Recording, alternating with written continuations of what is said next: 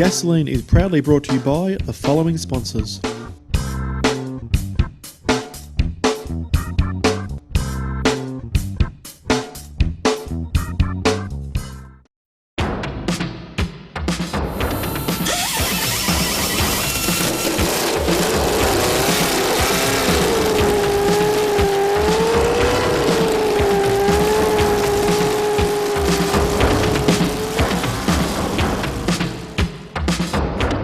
Coming up on tonight's episode, it even has factory air conditioning. Now the owner is asking $9,000 for this old Chevy, sporting 6 97 Stromberg carbs. Imagine what this baby would be like to set them all up. This head here is off a 440 Chrysler big block.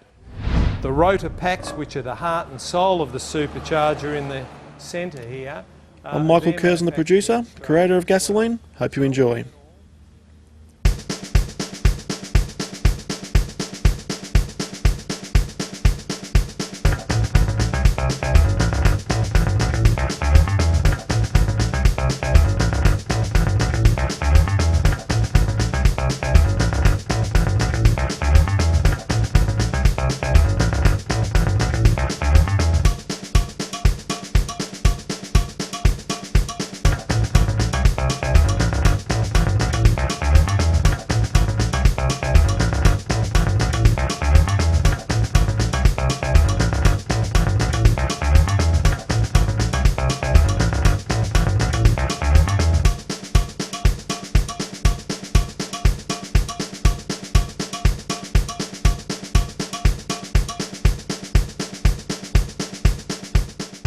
Welcome back to Gasoline, viewers. We're at the 2012 Ballarat Swap Meet, set on the old Ballarat airfield here. It's been around for over 20 years, this event, and it's one of the biggest of its type in Australia.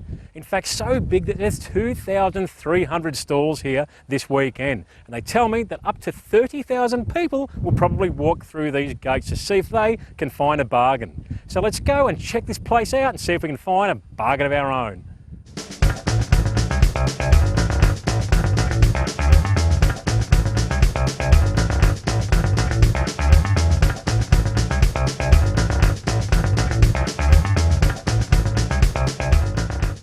Check out this old girl, this old 57 Chevy Bel Air. She's just come over from Texas, straight out of the US of A.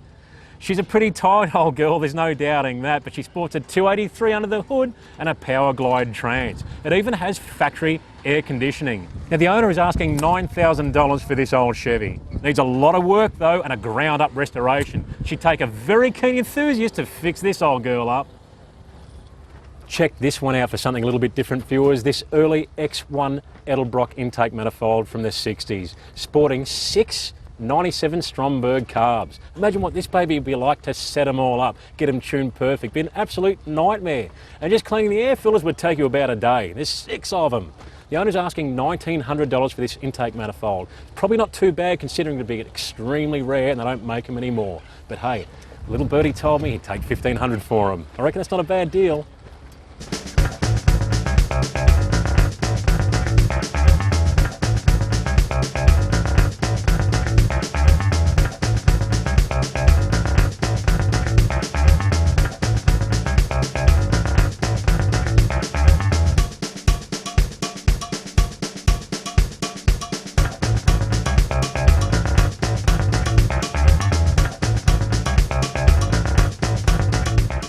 Check this one out, viewers, this Wright Cyclone Turbo radial aircraft engine. It runs twin row 18 cylinders.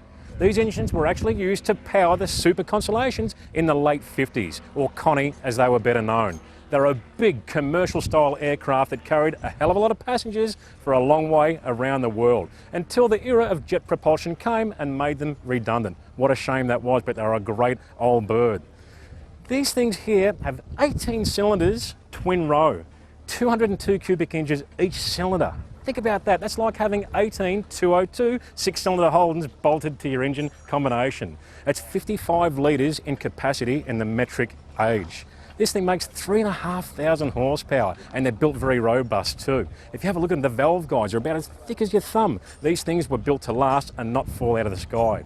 If you're interested in buying this thing, viewers, it's $10,000. What a great showpiece this thing would be to have sit in your shed, or even better, get the thing fired up. Well, it's amazing what you find at these swap meets. Check this out here. An early Falcon 250 2V cylinder head and carb combination. These things had a factory 2-barrel on them, and I'll tell you what, they did perform extremely well, surprisingly well. This one here is a little bit different though. It's got a Weber triple carb combination and intake manifold for it. 45mm side rafts. These things absolutely scream, and they'll roar like a screaming elephant in full acceleration. Gotta love them. And check out what I found over here, something extremely rare. Brand new castings, 4V closed chamber Cleveland cylinder heads. I'm a bit of a Cleveland nut, and I know how rare these things are. I've got a couple of sets of second-hand ones, and I know how hard they were to come across. These are brand new old stock, early 72 castings, 4 dots as well. He's got a Torque intake manifold, a set of valves. For the whole package, he wants $2,800. I reckon if you bargain him down a little bit, you'd probably get him for about $2.5 grand. Try and find them, they're not growing on trees.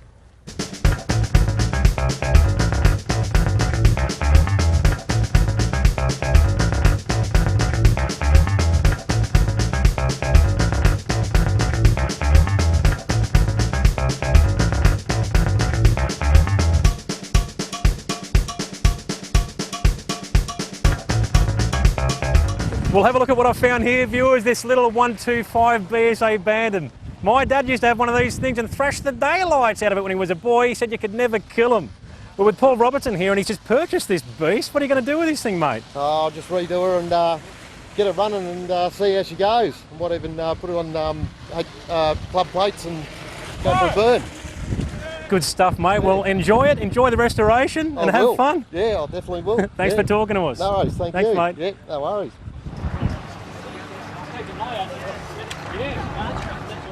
Well, look what I've found here, a matching pair of early Ford 292 Y-block V8s. This one here is actually out of a 56 Ford Victoria, while the one beside it is actually out of an early 60s F-style truck. They're a great old motor, these things, and I'm told that they actually run.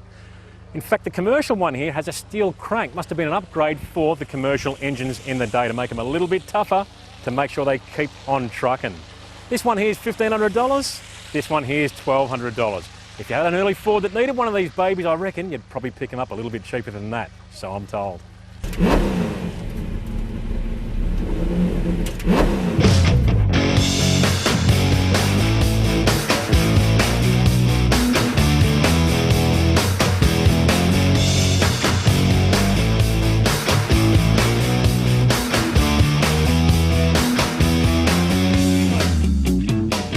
Well, here we are back at Rocket Industries once again, so let's go inside and take a look around.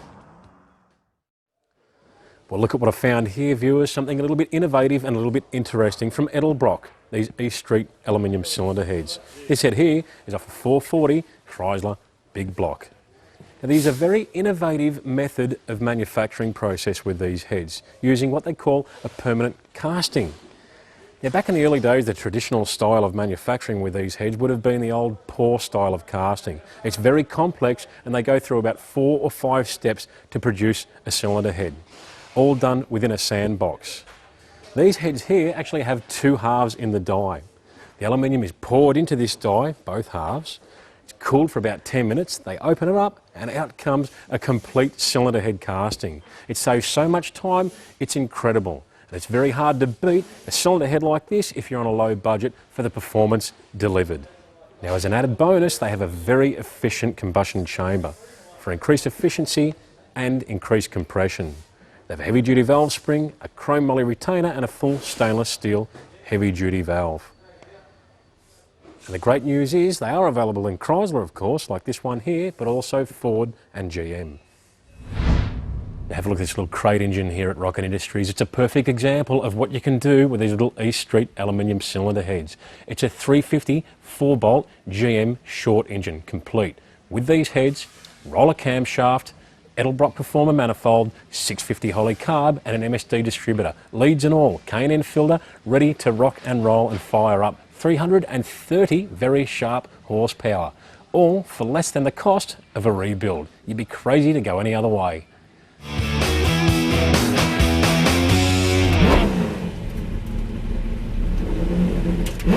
Have a look at this old gem, this 1951 Dodge Coronet.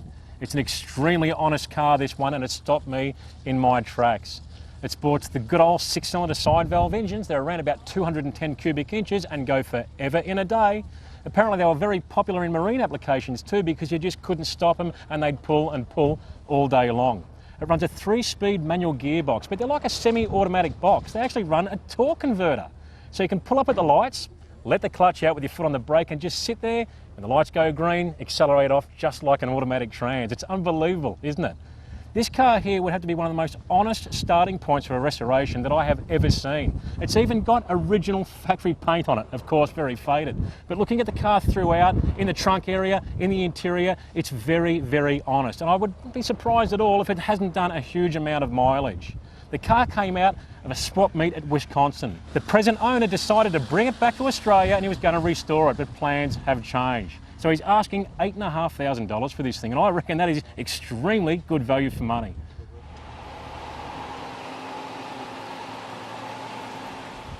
Now, couldn't walk past this engine, viewers. She looks like she means business, that's for sure. This 392 Chrysler Hemi.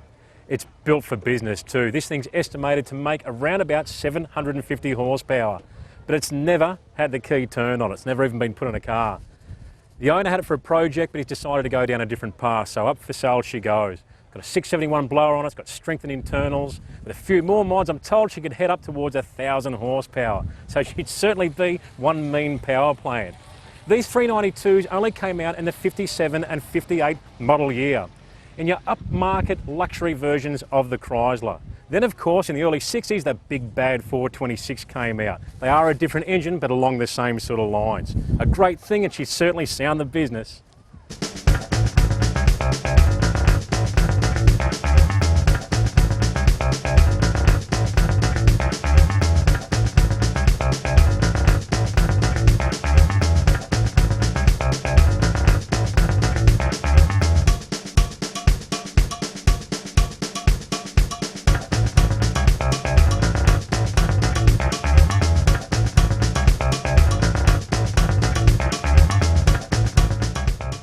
Well, we're on the old bomber runway here at the Ballarat airport, and this is where they have the Shannon sponsored park and sell area, where people can bring their cars along and advertise them and sell them. And look at what I've found here, this very tidy looking 1967 Plymouth Barracuda. I love these early Barracudas, and they've got a unique shape. They are a muscle car and they're a little bit different to most cars out there. This thing sports a 273 Mopar V8 and a 3-speed auto trans. It's fully loaded with air and power steer.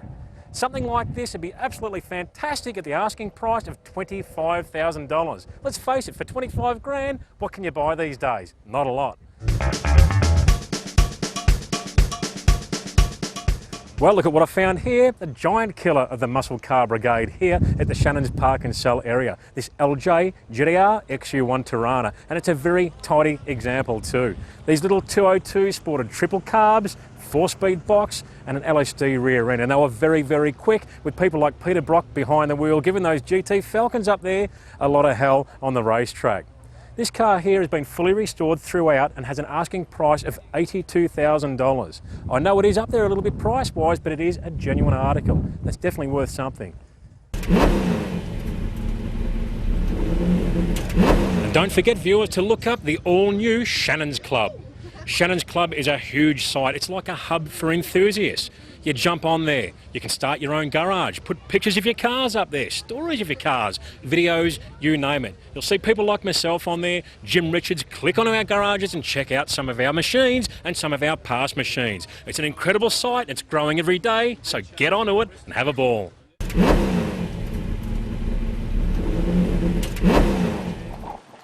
Head's been done, brand new bottom, complete bottom end of it.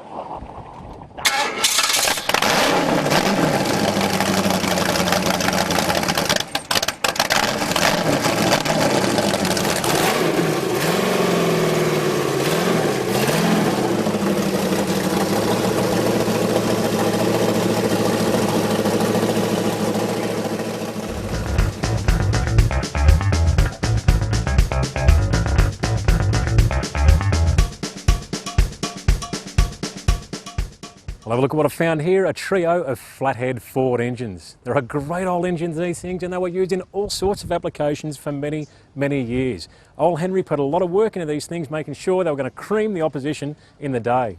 Now Graham Rumbold owns these engines and he's rebuilt them from the ground up. Every nut and bolt fully reconditioned, ready to rock and roll, and put in your early Ford for $18.50 each. I reckon that's pretty damn good value to put one of these engines in the back of your ute and take it home and put it in your ride. Check out this old HG Monaro. She's had a pretty hard life, and as the sign says on the back window, best offer. I wonder what these guys will take for it. Look, you've got to keep in mind, sure, it is an early Monaro and they are worth quite a bit of money. The thing you've got to remember though is by the time you take on a project like this and restore it, it can escalate in cost. So I can tell you for a fact, just by having a look at the body on this car, she's got quite a bit of rust, and you'd pour a good $30,000 into the body and paint on this thing to make it absolutely beautiful. By the time you restore the whole car from top to bottom, it might owe you up around, say, $50,000, $60,000 if you were to pay something like $5,000 for the car. So you've got to take that in consideration before you start a restoration. But depending on what model the car is, hey, it might be well worth spending that money to get the desired result that you're looking for.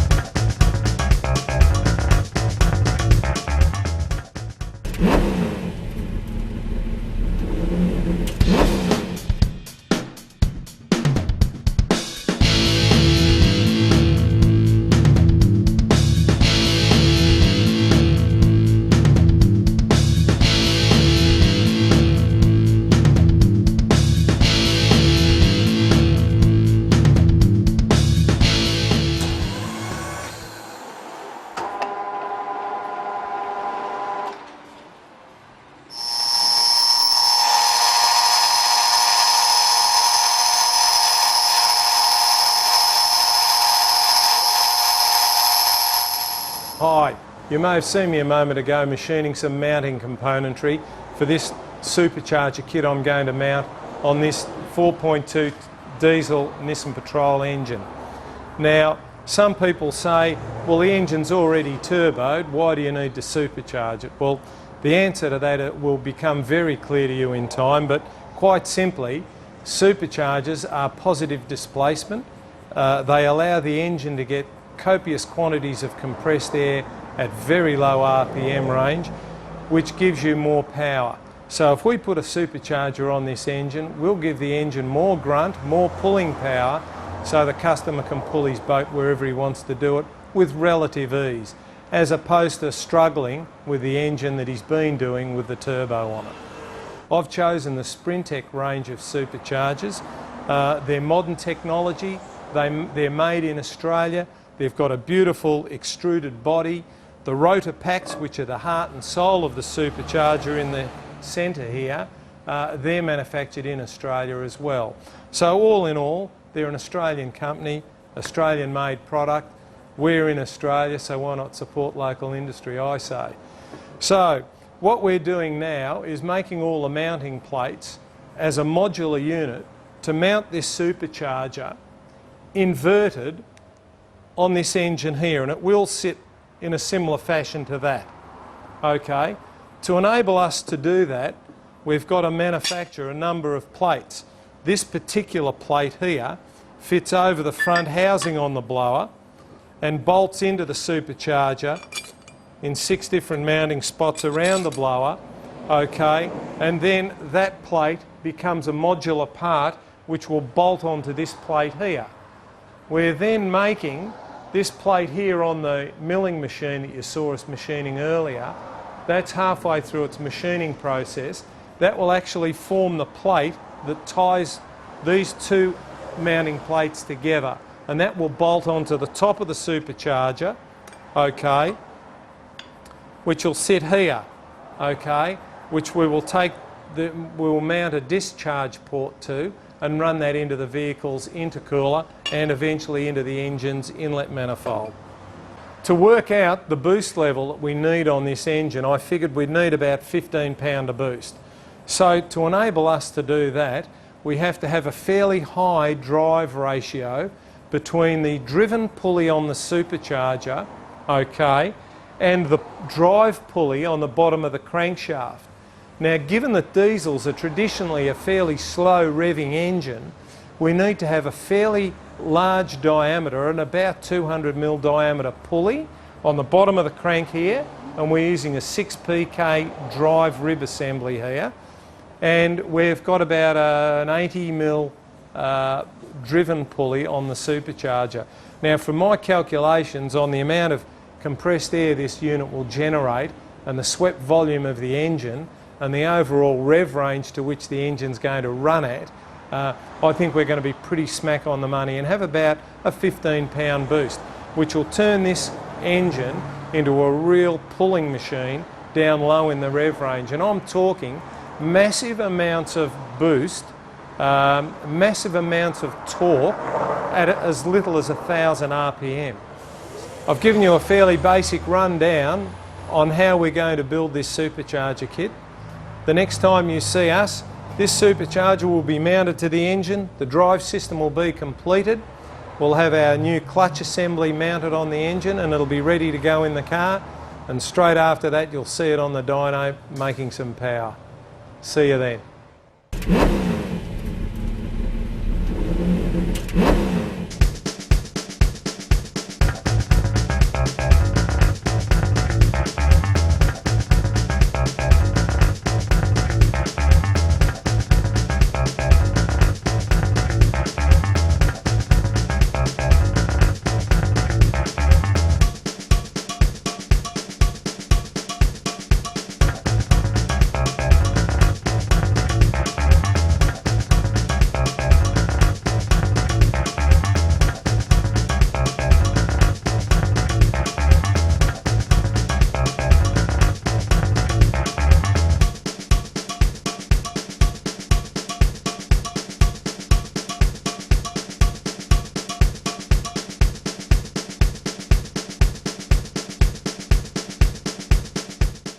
Well, here's a car that's been growing in popularity over the last few years, this HJ GTS owned by Bill Fleming. He's had the car for about 2 years, had a partial restoration, and he's completed that restoration.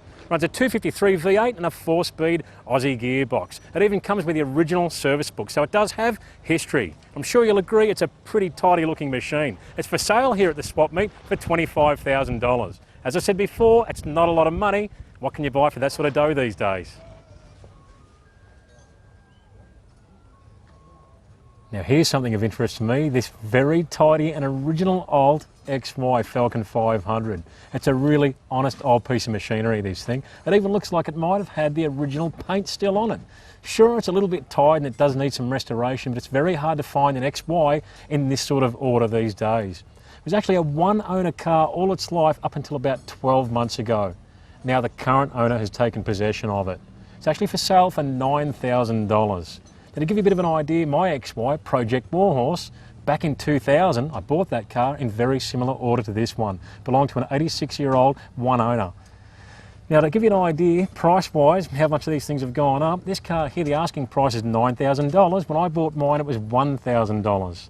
So in about 10 to 12 years, it's gone up by about 10 times. It's very hard to find a good XY like this for under $10,000 in this sort of order. It's a perfect base for an XY GT replica or maybe a Group NC historic race car.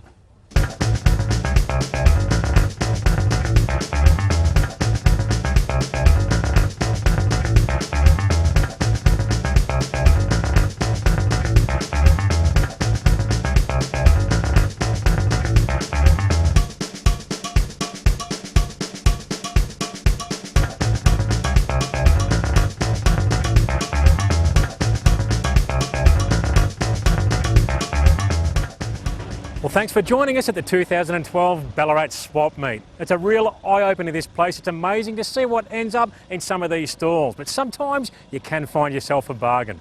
Anyway, thanks for watching and we'll see you next week on Gasoline.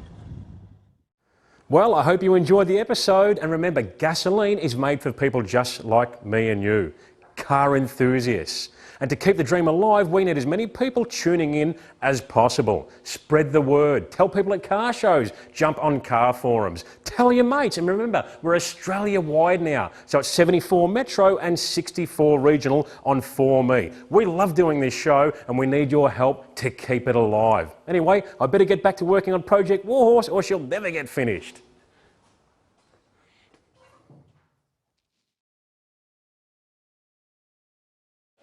We'll see you next time on Gasolene.